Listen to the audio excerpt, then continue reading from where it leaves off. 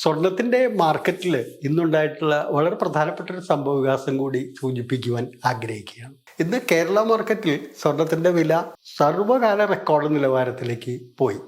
55,680 രൂപയാണ് ഒരു പവൻ്റെ നിരക്കെന്ന് പറയുന്നത്. ഇത് കേരള മാർക്കറ്റിൽ രേഖപ്പെടുത്തിയിട്ടുള്ള ഏറ്റവും ഉയർന്ന വിലയാണ്.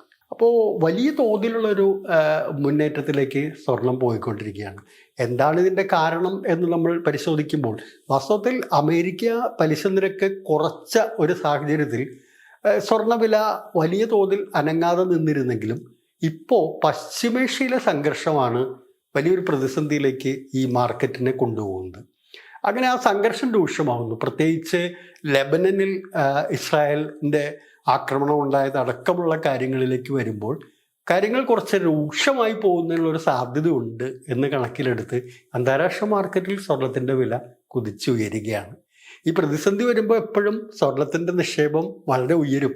അപ്പോൾ സ്വർണത്തിൻ്റെ ആവശ്യം വർദ്ധിക്കും. സ്വർണത്തിലേക്ക് ആളുകൾ പെട്ടെന്ന് നിക്ഷേപം മാറ്റുന്നൊരു സ്ഥിതിവിശേഷം ഉണ്ടാകും.